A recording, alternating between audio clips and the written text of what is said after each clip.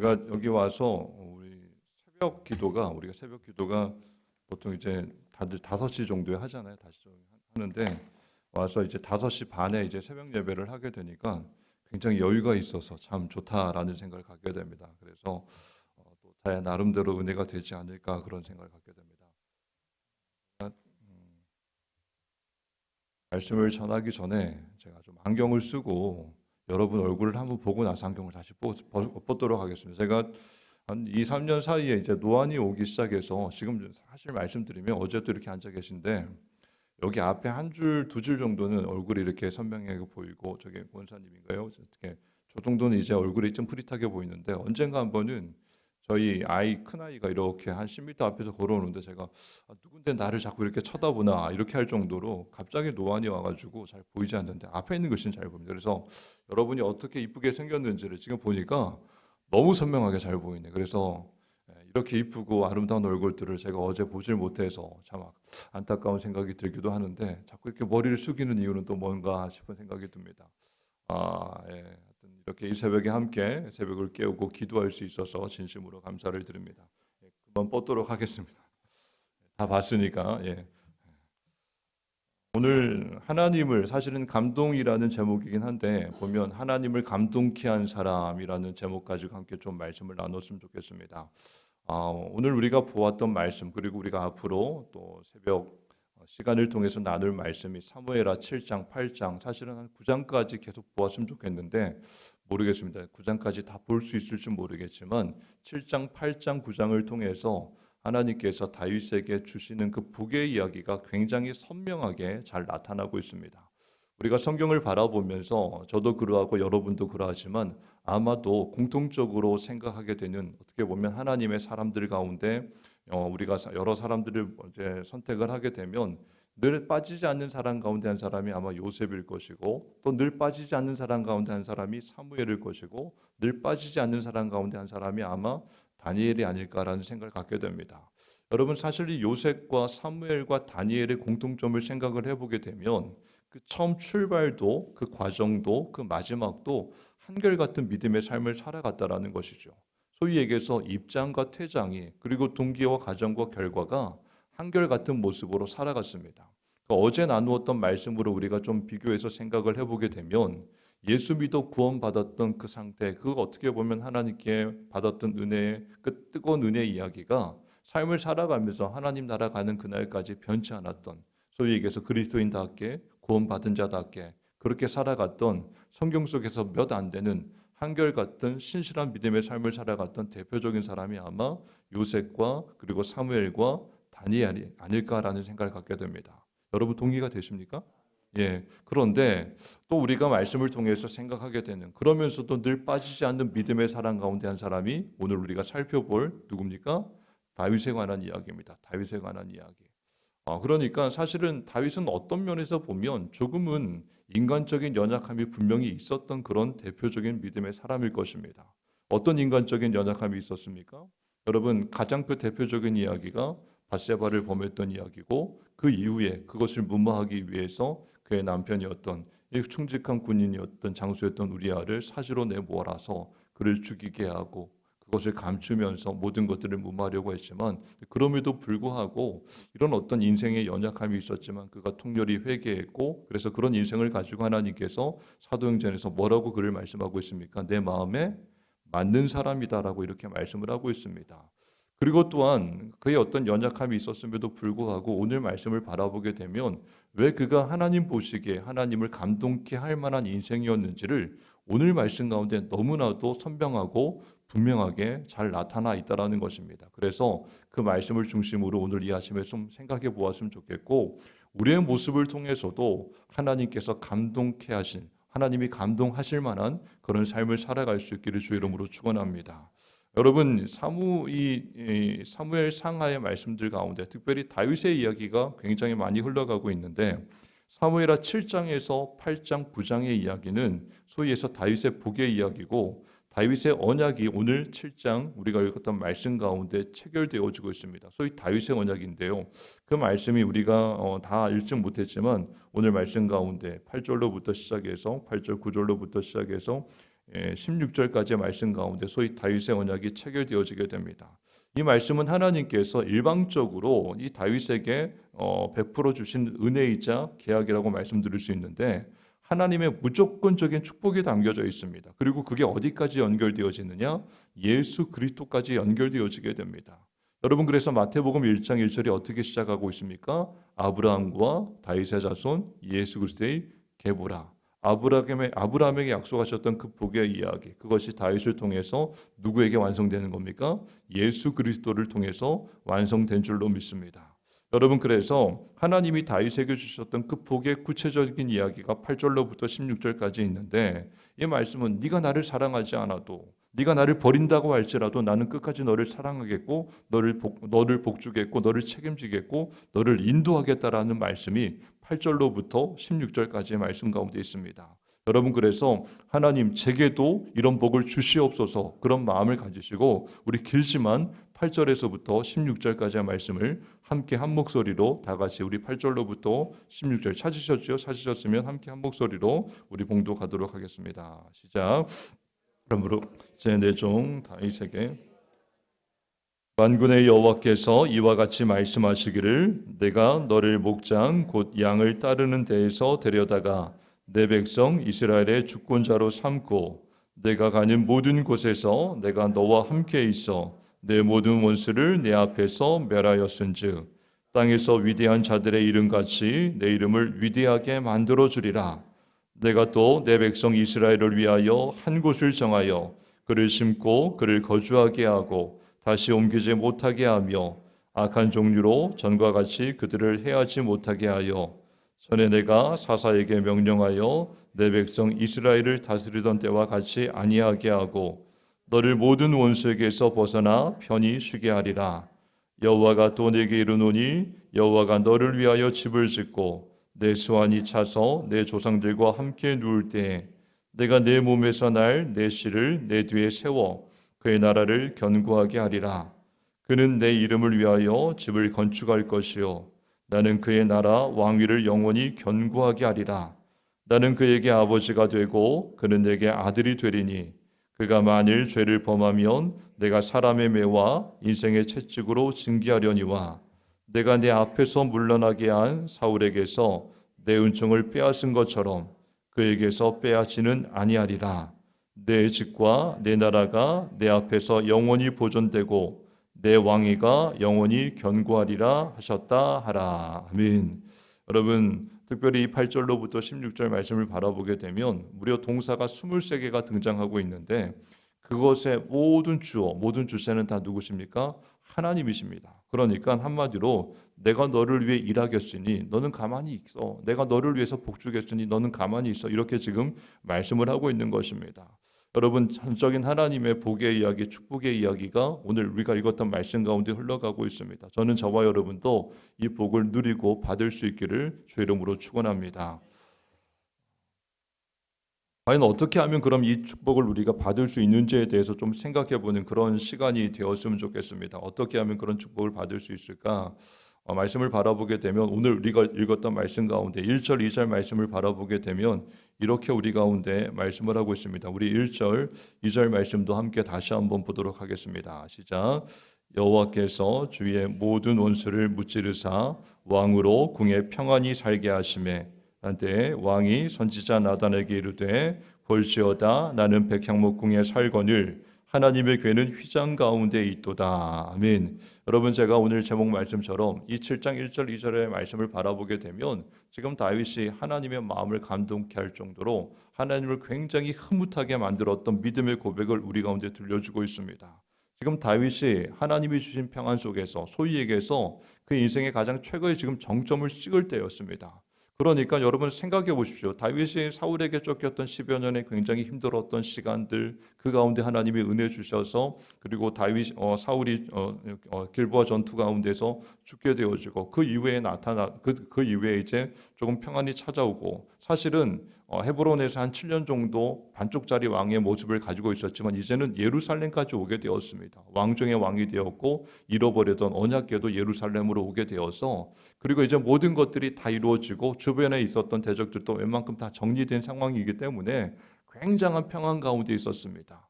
그리고 모든 것들을 마치 다 이룬 것처럼 그런 어떤 느낌이 드는 상황이었는데 바로 그러한 때에 지금 다윗이 누구를 생각하고 있습니까? 하나님을 생각하고 있다라는 것이죠. 나는 백향목궁에 거하거늘 하나님에게는 휘장 가운데 있도다. 나는 이렇게 평안한 가운데 있는데 하나님의 영광이 이렇게 그냥 휘장 가운데 머물러 있는 그 모습이 마음속으로 안타까웠다라는 거죠. 내 인생 최고의 모습의 자리에서 지금 다윗이 누구를 생각하고 있습니까? 하나님을 생각하고 있었다라는 것입니다. 여러분, 돈이 있고 명예가 있고 권력이 생기면 좀 살만해지면 대부분의 사람들에게서 나오는 반응이 뭐냐? 다 교만입니다. 죄 짓는 쪽으로 그냥 자연스럽게 반응하기 시작합니다. 주변을 보십시오.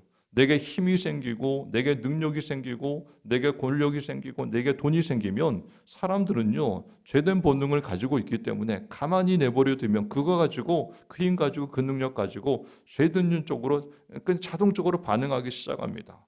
물론 돈도 없고 명예도 없고 힘도 없고 가진 게 없음에도 불구하고 그렇게 교만하게 살아가는 사람도 있습니다만은 대부분들이 다 그렇게 교만해져서 주변에서 사랑하는 사람도 떠나가면서 자신도 망하게 되는 경우가 많이 있습니다. 여러분, 우리가 히스기야 왕이라고 생각하게 되면 제일 먼저 떠오르는 게 뭡니까? 그가 15년 하나님께서 생명을 연장시켜 주셨던, 그래서 기도의 왕으로 우리가 기억하고 있는데, 여러분 이사야 선지자가 와서 하나님의 말씀을 전하게 됩니다. 히스기야에게 당신 이제 죽게 되었다. 정리해라. 주변 정리해라. 사실 여러분 하나님께서 선지자를 통해서 말씀해 주셨다라는 것, 그 말이 변개가 있다 없다? 절대로 변할 수 없다라는 겁니다. 그런데 그 하나님의 말씀 앞에서도 히스기야가 어떻게 했습니까?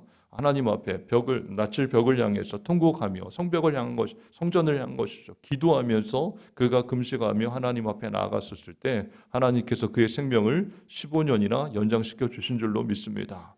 여러분, 그런데 문제는 뭐냐? 그렇게 그가 생명의 연장을 받아서 이제 좀 살만해지고 그러니까 어떻게 합니까? 그의 소식을 듣고 바벨론에서 브로닥 발라단이 자신의 사신을 보내게 됩니다. 한번 뒤로 조문을 하면서 그 상황 가운데 있는데 어떻게 잘 지내고 있는지. 그런데 그렇게 바벨론이라는 강력한 나라에서 다가오게 되니까 어떤 마음이 듭니까? 우쭐합니다. 힘이 들어가니까 자신의 있었던 왕궁도 막 다 들여다 보여주고 성전도 막 보여주면서 한마디로 나 이만큼 살고 있다라고 교만한 쪽으로 마음이 기울어가기 시작합니다. 그랬더니 하나님께서 뭐라고 말씀하십니까? 너 이제 바벨론에 의해서 곧 망하게 될 것이다. 이런 이야기를 듣게 되니까 그 믿음이 좋았던 히스기야 왕이 어떻게 반응하고 있습니까? 그렇습니까? 자, 그러면 내 때에는, 내가 살아있는 동안에는 절대로 망하지 않게 해주시옵소서. 여러분, 이게 어떻게 하나님 앞에 엎드려 기도했던 그 히스기야 왕의 모습입니다. 그리고 그렇게 15년을 살아갔다가 비극적으로 인생이 맞춰지는, 사실은 굉장히 믿음이 좋았는데 그렇게 힘이 생기고 능력이 생기고 살만하니까 그 믿음 좋았던 왕조차도 엉뚱한 곳으로 삶의 방향이 흘러갔다라는 것입니다. 여러분, 참 믿음 좋은 분이 계셨는데 갑자기 그분에게 약 현금이 20억 정도가 생겼습니다. 남의 이야기니까 별로 이렇게 느낌이 안 오죠. 제 이야기도 별로 아닙니다. 제 이야기도 아니기 때문에 저도 이렇게 별로 느낌이 오지는 않는데, 여러분 한번 생각해, 여러분이 만약에 그냥 상상만 해주십시오. 현금이 갑자기 어느 날 정상적인 방법으로, 불법적인 방법이 정상적인 방법으로 내게 20억이 생겼다. 뭐 할 것 같습니까? 여러분 한번 머릿속으로 한번 계산을 한번 해보시기 바랍니다. 이분이 믿음이 좋은 분이었습니다. 그래서 그 현금이 갑자기 생기니까 주변의 사람들이 이렇게 막 몰려들기도 하고, 그리고 믿음이 좋다 보니까 야속한 사람들이 있으면 막 이렇게 어떻게 보면 선심 뜨듯이 막 나눠주고, 그러니까 그 소식 듣고 주변의 사람들이 막 몰려들기 시작하는데, 그러다 보니까 얼마 안 되어서 20억 가운데 10억이 그냥 쑥 날아갔습니다. 나름대로 했는데 뭐 한지 모르겠는데, 그러다가 나중에 10억 가지고 있으면서 이렇게 잠깐 여행을 갔다가 도박에 빠졌어요. 그 재미로 했는데. 그러다가 지금 어떻게 된지 잘 모르는 경우가 있습니다. 여러분, 사람이 갑자기 뭔가 내가 생각하지 못한 순간에 돈이 생기고 능력이 생기면 그거 가지고 잘할 것 같은데 이상하게 자꾸만 좋지 않은 쪽으로, 죄 짓는 쪽으로 삶의 방향이 움직여져 가는 게 일반적인 모습입니다. 제가 어제도 말씀드렸지만 전에 목회했던 그 평화의 댐 근처에서 목회를 하면서 저는 이 평화의 댐이 없었던 댐 아니겠습니까? 그래서 평화의 댐이 이렇게 생겨나면서 그 지역에 있었던 사람들이 다 보상을 받았습니다. 그래서 뭐 소위 얘기해서 몇백 원, 뭐 몇십 원 하던 그 땅들이 뭐 천 원 아니면 만 원 이런 식으로 보상을 받다 보니까 10배, 100배를 보상받다 보니까 갑자기 그냥 한마디로 돈을 그냥 뭉텅이로 맞아 보따리로 사람들이 막 가지고 자는 정도로 엄청나게 또 거기 있었던 사람들이 몇몇 사람들이 돈을 벌었다라는 거죠. 그런데 그분들의 이야기를 바라보게 되면 안타깝게도 온전한 가정이 하나도 없었습니다. 제가 얘기 듣기로는 그나마 남아 있는 이렇게 가정을 이루고 있는 가정조차도 이게 사람이 살아가는 건지 정말 어떻게 사는 건지 모를 정도로 굉장히 험악하게 살고 있었습니다. 여러분 이게 바로 죄된 인간의 결론이다라는 거죠. 여러분 힘 있고 능력이 있으면 다 죄 짓는 쪽으로 자꾸만 삶의 방향들이 움직여져 가기 시작합니다. 역사 속에서 힘 가졌고 권력 가졌던 사람들의 결론이 뭐냐?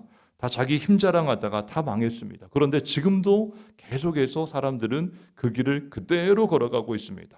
자, 그런데 지금 다윗은 이 땅 가운데 왕 중에 왕이 되었습니다. 사울의 괴롭힘도 끝났고 더 이상 쫓기지도 않고 모든 게 다 정리되었습니다. 인생 최고의 정점에서 그가 그런데 그 상황 속에서 누굴 생각하고 있습니까? 하나님을 생각하고 있습니다.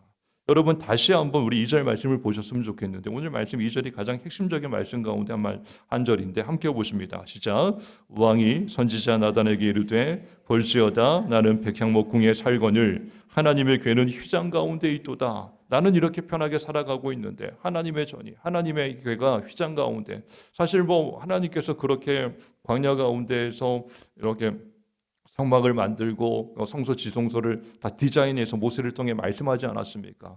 그래서 그것이 당연히 그렇게 머물러 있음에도 불구하고 하나님의 전을 좀 지었으면 좋겠다라는 그 마음을 보시고 하나님이 지금 감동하고 있다라는 것입니다. 지금 하나님께 지금 다윗이 배려하고 있는 모습입니다. 자, 그랬더니 나단 선지자가 어떻게 합니까? 왕이시여 그렇게 하십시오. 그런데 그 밤에 나단 선지자에게 하나님이 말씀하시는데 그게 5절로부터 7절까지의 말씀입니다. 우리 5절에서 7절까지도 함께 다 같이 한번 보십니다. 시작. 가서 내 종 다윗에게 말하기를 여호와께서 이와 같이 말씀하시되 내가 나를 위하여 내가 살 집을 건축하겠느냐 내가 이스라엘 자손을 애굽에서 인도하여 내던 날부터 오늘까지 집에 살지 아니하고 장막과 성막 안에서 다녔나니 이스라엘 자손과 더불어 다니는 모든 곳에서 내가 내 백성 이스라엘을 먹이라고 명령한 이스라엘 어느 지파들 가운데 하나에게 내가 말하기를 너희가 어찌하여 나를 위하여 백향목집을 건축하지 아니하였느냐고 말하였느냐. 아멘. 여러분 이 말씀을 바라보게 되면 하나님께서 나단 선지자에게 가서 다윗에게 이야기하기를 내 전 지어라 말라? 지으란 얘기입니까? 말라는 얘기입니까? 예? 말씀 끝나는 거 보면 너희가 어찌하여 7절에 어떻게 끝납니까? 너희가 어찌하여 나를 위하여 백향목집을 건축하지 아니하였느냐고 말하였느냐? 내가 내 집 필요하다고 말한 적이 있어 없어? 나 그런 적 없어. 지금 하나님께서 지금 거절하고 있습니다. 나 집 필요 없다라는 겁니다. 그런데 이 말씀을 바라보게 되면 기분 나빠서 거절한 게 아닙니다. 하나님께서 브레이크를 거시면서도 지금 감동하고 계시는데 무슨 얘기나 제가 좀 쉽게 표현하면 야 도대체 다윗 쟤는 뭐야?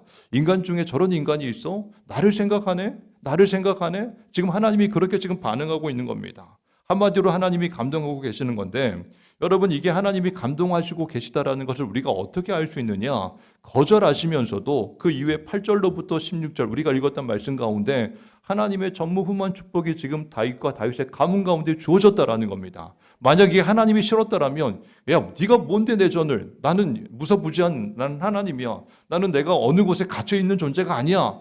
정말 하나님께서 그것만을 이야기하고 싶으셨다라면 절대로 다윗을 축복하지 않았을 것입니다. 그런데 그 이후에 얘가 나를 생각하네? 완곡하게 거절하면서도 하나님은 다윗에게 지금 축복하고 있었다라는 것입니다. 여러분 그렇습니다. 우리가 하나님을 감동케 하는 것은 하나님과의 인격적인 관계에 있어서 가장 클라이막스라고 말씀드릴 수 있을 것입니다. 여러분 우리가 살아가다 보면요. 내가 누군가가 나를 감동시킬 때도 어떻습니까? 그 사람 때문에 막 눈물이 날 정도로 기쁜데 지금 하나님께서 다윗을 바라보게 되면 얘가 정말 나를 생각하네. 어떻게 사람이 인간이 내가 지금까지 보았던 인간들 가운데 이런 사람이 없었는데 어떻게 이렇게 다가올까? 지금 하나님이 정말 눈물겨울 정도로 지금 감동하고 있다라는 것입니다. 성경에 보면 하나님을 감동시켰던 많은 사람들이 등장하고 있는데 제가 말씀 서두에도 말씀드렸던 요셉의 이야기 여러분 잘 알고 있지 않습니까? 요셉이 그가 11번째 아들로 태어났지만 그의 어머니 라헬로 인해서 아버지에게 특별한 사랑을 받았습니다. 여러분 야곱이 그 라헬을 얼마나 사모했었습니까? 그렇게 외삼촌 하란 땅 라반의 집에 있으면서도 라헬 때문에 정말 7년을 하루처럼 보냈던 그런 이야기가 있지 않습니까? 그래서 야곱의 아들들 가운데 이 요셉이 라헬의 아들이었던 요셉을 굉장히 사랑했죠. 그래서 그 가운데 무엇을 입혔습니까? 채색 옷을 입혔습니다. 여러분, 채색 옷은 당시의 명품이죠. 그런데 단순한 명품이 아니라 12명의 아들들이 있는데 그 채색 옷을 입혔다라는 것은 너는 장자의 소중함이다라는 거죠. 12명의 아들들이 있고 형 루벤부터 쭉쭉 시작하고 있지만 그 형 첫째보다도 난 11번째 네가 내겐 장자와 같은 존재라는 것을 형제들 사이에 인식시켜주고 있었다라는 겁니다. 여러분, 그런 상황 가운데 아버지의 편애를 받고 있는데 어떤 일이 펼쳐집니까? 이 철몰랐던 요셉이 어떻게 합니까? 자기가 꾸었던 꿈들을 이야기하죠. 뭐 11곡 신다니, 자기에게 머리를 숙였다니, 해, 달, 별이 자기에게 절했다니, 이런 얘기를 하니까 형들이 어떻게 됩니까? 화가 머리 끝까지 나게 됩니다. 그래서 결국에는 아버지의 심부름장 형들을 만나러 갔다가 이스마엘 상인에 의해서 애굽의 시위대장 보디발의 집에 그가 팔려가게 되는 그런 인생이 되어지게 됩니다. 중요한 건 뭐냐면 그렇게 하늘을 살아가는 삶 속에서 바닥을 치는 인생이 되었지만 그가 언제나 하나님 앞에서 살아갔다라는 것이죠. 최선을 다해서 살아가고 오직 하면은 이 보디발이 지금 이 다윗이 아니죠. 요셉을 통해서 하나님께서 함께 하심을 보았다라고 성경이 말씀할 정도로 그가 정말 신실하게 살아갔습니다. 여러분, 그뿐이 아니었죠. 그가 억울하게 그의 아내를 겁탈했다는 그 누명을 쓰고 억울하게 그가 감옥에 갔었을 때에도 그 감옥에서도 신실하게 살아가면서 술 맡은 관원장의 꿈을 해석해 주었던 그런 때도 있었습니다. 그렇게 해석해 주었지만 잊혀진 존재가 되었고 시간이 지나서 애굽의 바로가 자신이 꾸었던 꿈 때문에 너무나도 고민하고 그것을 해석하지 못해서 안타까워할 때 그 술 맡던 관원장이 누가 생각났습니까? 자신의 꿈을 해석해 주었고 그래서 자신이 복권이 되었던 그 꿈을 해석해 주었던 요셉이 생각나게 됩니다. 그리고 그 요셉을 청구해서 요셉이 7년의 풍년과 7년의 흉년에 대해서 아주 명확하게 해석을 해주고 그래서 그것 때문에 뭐가 됩니까? 나이 30에 총리가 되어지는 정말 바닥을 치던 인생에서 그가 하나님께서 그를 높여주는 놀라운 일이 펼쳐지게 됩니다. 여러분, 그런데 이런 일련의 과정들을 바라보게 되면 이 요셉의 모습 가운데 하나님이 감동하실 만한 포인트가 얼마나 많이 있습니까? 제가 무슨 말씀을 드리려고 이런 말씀을 계속해서 드리고 있다라고 생각하십니까? 하나님이 감동하시면 하나님께서 저와 여러분에게 복을 주실 줄로 믿습니다. 여러분, 모든 복의 이야기는 하나님으로부터 출발하게 되는데 하나님을 감동케 하는 것, 사실은 요셉도 그러하고 다윗도 그러하지만 내가 이렇게 하면, 내가 이렇게 열심히 살고 내가 이렇게 하나님의 전을 생각하면 하나님 나에게 복 주실 거야, 단 한 번도 그렇게 생각하지 않았다라는 거죠. 내가 뭔데 하나님 나를 이렇게 사랑하실까? 그 이유 하나만으로 하나님을 생각하기 시작했고 그 생각했던 그 모습들 가운데 하나님의 은혜가 지금 주어지고 있습니다. 여러분, 오늘 우리 인생을 통해서 하나님을 감동시킬 만한 그런 삶을 살아갈 수 있기를 주의 이름으로 축원합니다.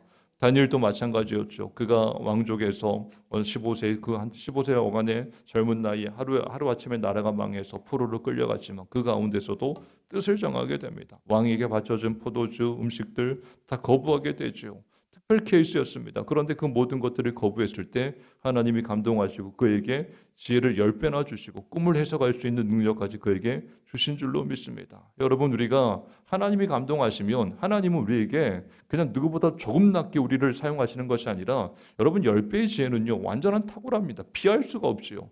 뽑힌 사람들 가운데서도 굉장한 사람이었는데 그 가운데 10배니까요. 이건 뭐 하늘과 땅의 차이라고 말씀드릴 수 있을 것입니다. 신약 성경에 보면 예수님의 마음을 감동시켰던 많은 사람들이 등장하고 있는데 그 대표적인 사람 가운데 한 사람이 가나안 여인, 수로보니게 여인, 귀신 들린 내 딸을 고쳐달라고 얘기했던 그 여인을 여러분 기억하고 있을 것입니다. 여러분, 귀신 들려서 그렇게 고통하고 있는 자신의 딸 때문에 예수님을 찾아가서 다윗의 자손 예수의 나를 불쌍히 여겨달라고 이 가나안 여인이, 수로보니게 여인이 이야기하기 시작합니다. 여러분, 그런데 그 이야기를 들었던 예수님이 예수님답지 않게 반응하지 않습니까? 예수님께 그렇게 간곡히 매달리는데 예수님이 침묵하십니다. 심지어 제자들은 소란스러우니까 쫓아보내죠. 뭐 이렇게 반응하는데 그럼에도 불구하고 계속해서 예수님을 떠나지 않게 됩니다. 그랬더니 예수님께서 뭐라고 말씀하십니까? 나는 이스라엘의 잃어버린 양 외에는 보냄을 받지 않았다. 야, 나는 너같이 이방 여인 상관없어. 정말 예수님답지 않은 표현이 그 말씀 가운데 흘러가고 있습니다. 그 자비로운 예수님, 먼저 가서 손 내밀어서 아픈 자를 고쳐주시는 그 예수님답지 않은 모습이 나타나고 있는데 바로 이런 상황 가운데에서 예수님이 뭐라고 말씀합니까? 자녀의 떡을 취하여 개들에게 취함이 마땅치 않다. 이 여인을 뭐 취급하고 있는 겁니까? 개 취급하고 있습니다. 그런데 이 여인이 뭐라고 고백합니까? 개들도 상에서 떨어지는 부스러기를 먹나이다. 그러니 나는 부스러기 은혜라도 좋으니 예수님 내게 은혜를 주시옵소서. 내가 어떤 상황 속에서도 내 딸만 고칠 수 있다라면 내 이런 어떤 수치와 부끄러움 나는 아무것도 상관이 없습니다. 여러분 그때 예수님께서 뭐라고 말씀하십니까? 내 믿음이 크도다. 내 소원대로 되리라. 그리고 그 즉시 그의 딸이 낫게 된 줄로 믿습니다. 여러분 무슨 얘기입니까? 예수님이 감동하시면 하나님의 복이 그들 가운데 임하게 될 줄로 믿습니다. 여러분 그래서 우리가 인생을 살아가면서 어떻게 하면 내가 하나님의 기쁨이 되고 감동이 될까? 이것에 대해서 고민하며 살아가는 것도 굉장히 중요한 것 같습니다. 구체적으로 몇 가지 말씀드리면 여러분 우리가 회개할 때 하나님은 우리 가운데 감동하시는 줄로 믿습니다. 회개라는 것은요 삶을 이제 돌아서는 거죠. 이 컨버트라는 단어를 보면 돌아선다는 의미 아니겠습니까? 내가 살아가는 삶의 방향 속에서 나 중심적인 삶에서 누구 중심적인 삶으로 하나님 중심의 삶으로 완전히 돌아서는 겁니다. 유턴하는 거죠.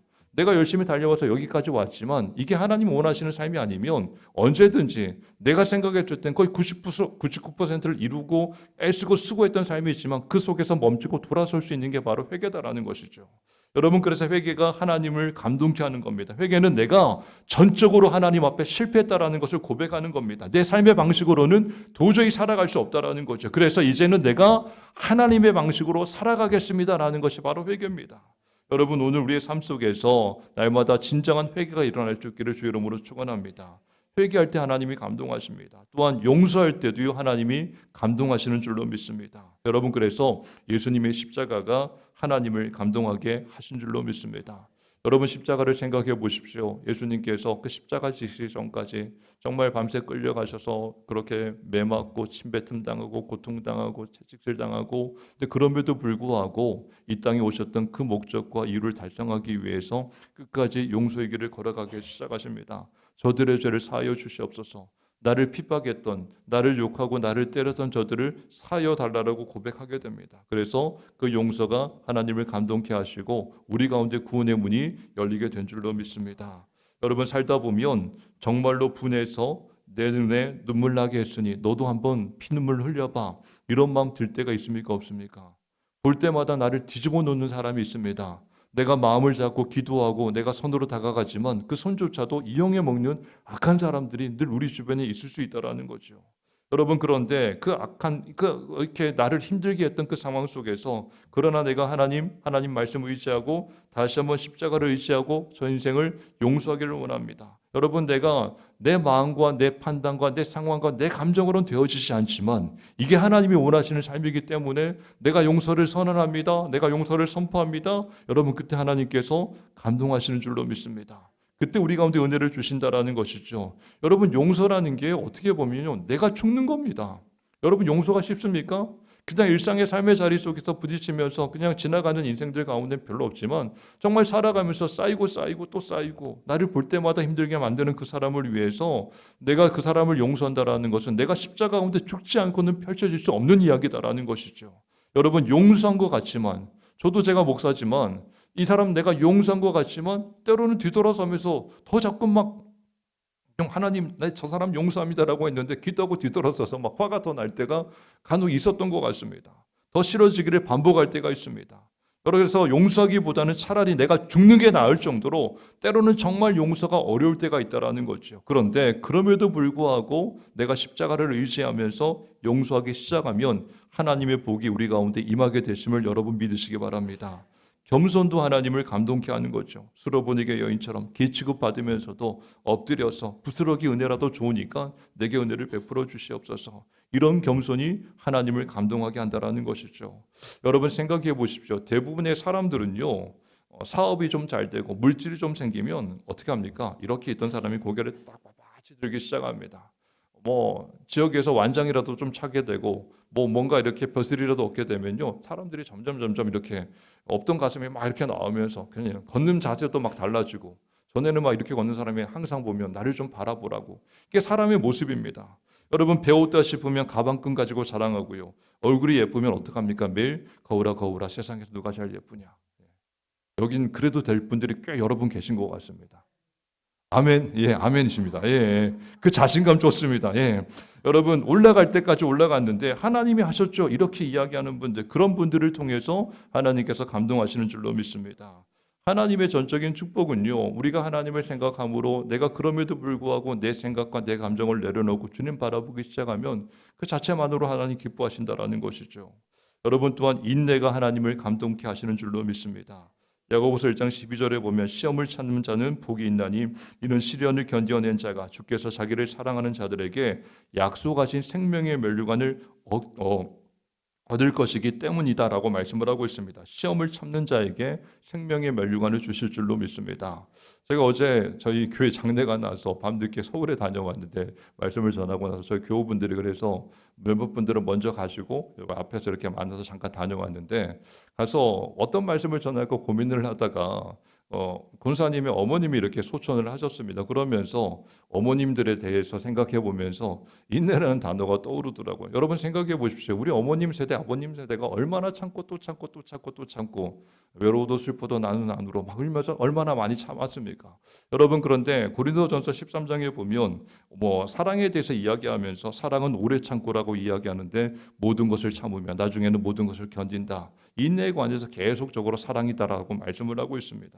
여러분 정말 우리가 어떤 상황 가운데서도 인내하고 사랑하고 우리가 참고 견뎌내게 되면 하나님 우리를 감동하시는 줄로 믿습니다. 시험을 참는 자는 복이 있나니 약속하신 생명의 면류관을 얻게 된다라고 분명히 말씀하고 있습니다. 베드로전서 2장 19절도 말씀하기를 부당하게 고난을 받아도 하나님을 생각함으로 슬픔을 참으면 이는 아름답다라고 말씀을 하고 있습니다. 부당하게 애매하게 고난을 받지만 내가 이게 고난 당할 일이 아닌데 고난 당했을 때 하나님을 생각함으로 슬픔을 찾을 때 하나님께서 이것이 아름다운 인생이다라고 말씀하고 있습니다. 여러분 정말 고통스러운 상황 속에서 하나님을 생각함으로 슬픔을 참으면 하나님이 감동하시는 줄로 믿습니다. 여러분 요독수용소 여러분 혹시 들어보셨습니까?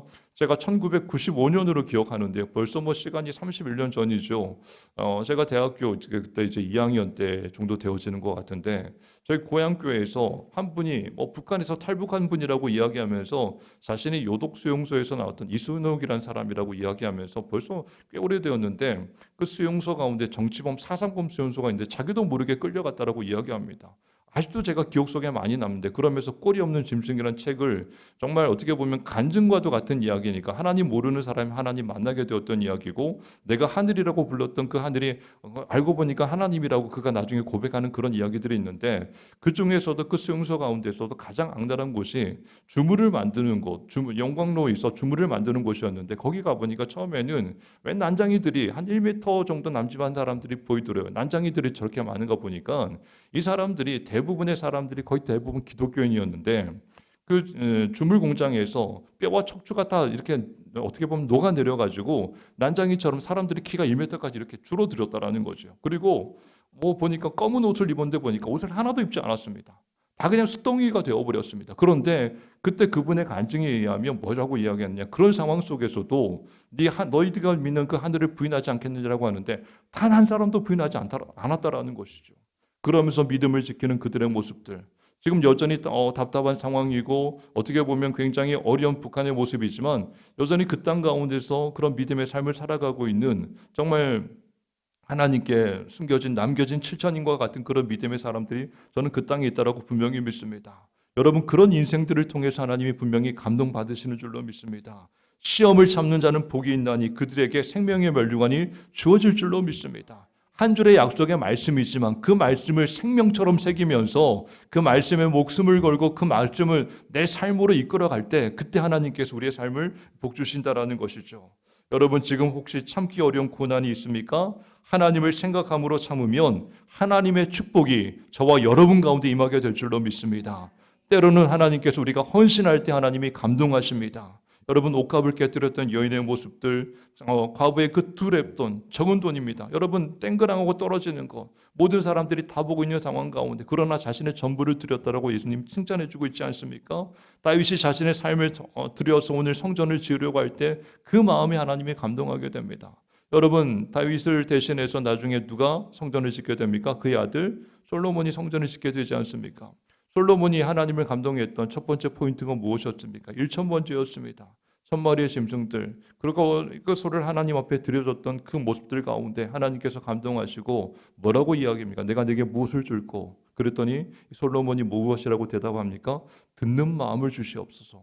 듣는 마음, 듣는 마음. 내가 하나님이면 족하다라는 것입니다. 하나님 앞에 다른 거 구하지 않았습니다. 난 하나님의 음성 듣기를 원하고 하나님 나 이 땅을 다스릴 때 하나님의 지혜로 다스리기를 원합니다. 하나님이면 충분합니다. 라고 이야기했을 때 그것에 하나님이 감동하시고 전무후무한 축복을 솔로몬에게 주신 줄로 믿습니다.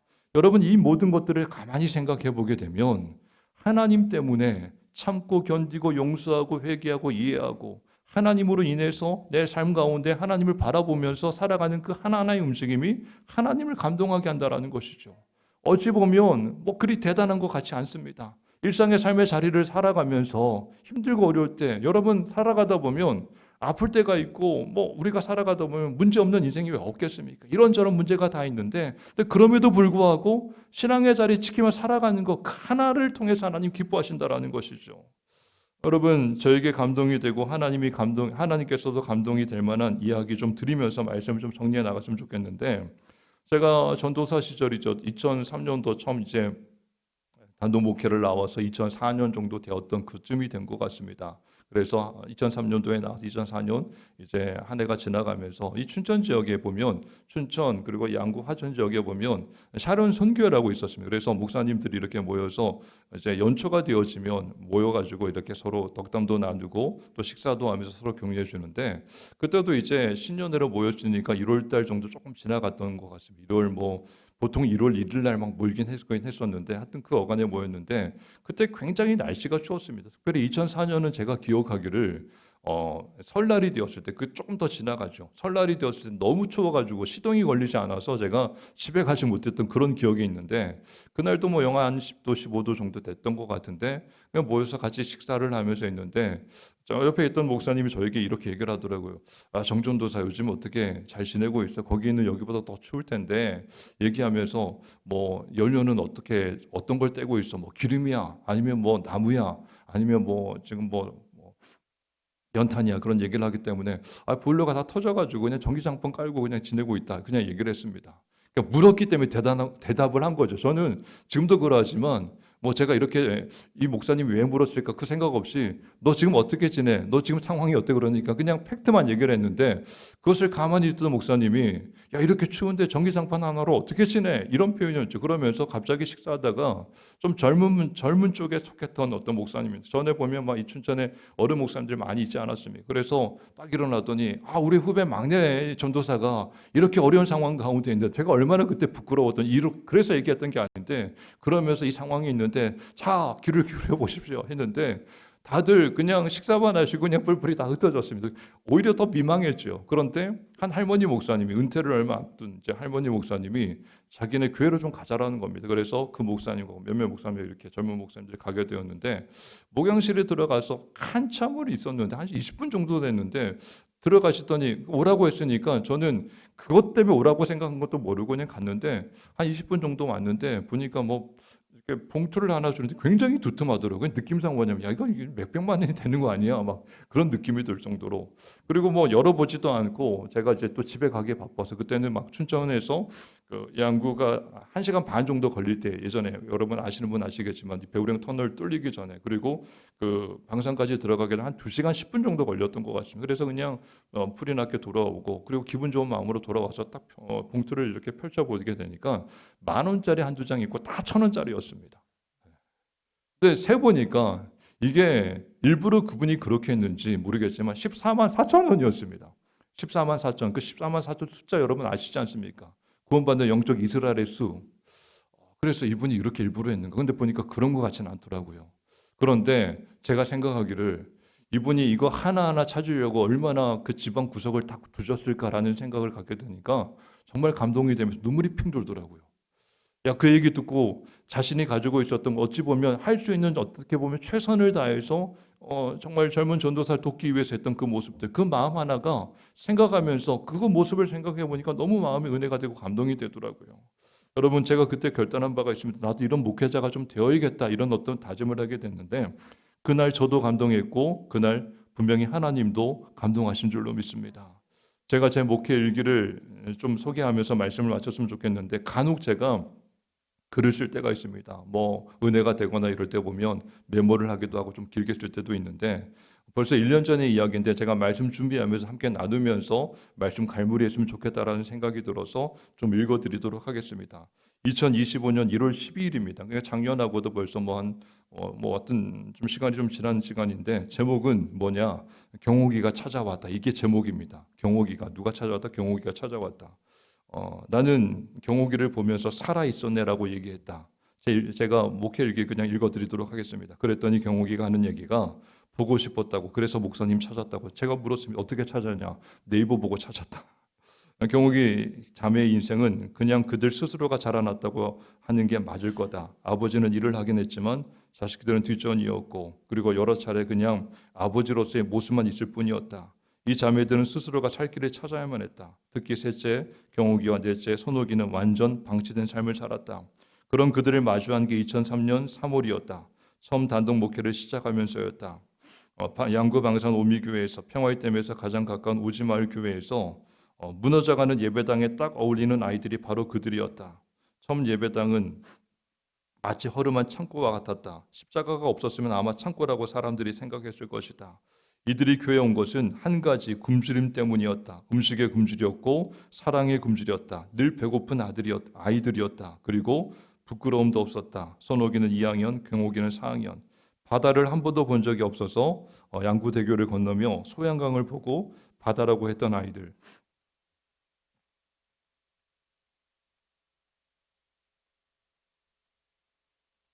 나는 그들에게 전도사이자 선생이자 아버지 같은 존재였다. 삼겹살 파티를 하면 고기가 불판에 올려지면 3초만 지나도 입으로 들어갔다. 그러지 말라고 탈난다고.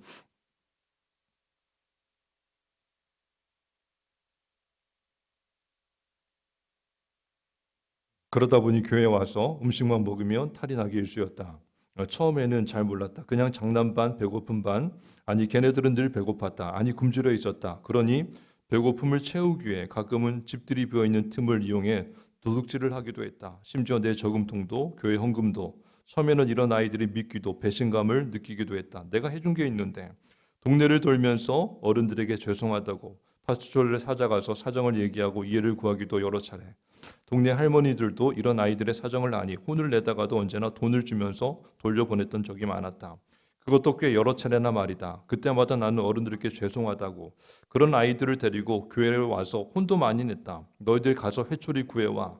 회초리 같은 회초리를 구해올 때도 있었지만 아주 얇은 빼빼로 같은 것, 닿기만 해도 부러질 것 같은 것을 구해오기도, 웃으며 훈계하기도, 요즘 같으면 말도 안 되는 이야기지만 그때는 그렇게 아이들에게 회초리를 들기도 했다. 정말 진심으로 사랑에 매였다. 이 아이들뿐이 아니다. 그 밖에 여러 아이들이 있었다. 나에게 참 혼이 참 많이 났던 기억이 있는다. 그런데 그 아이가 33살이 되었다고 한다. 딱 22년이 지났다. 그런데 찾아왔다. 목사님 보고 싶었다고.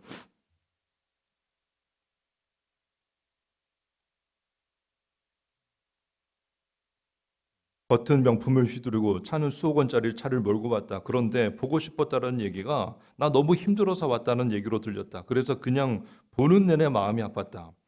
마침 그때 근처에 있었던 목사님이 볼 일이 있어서 우리 교회 왔다가 누구냐고 묻기에 내가 첫 목회 때 가르쳤던 아이인데 찾아왔다고 했다.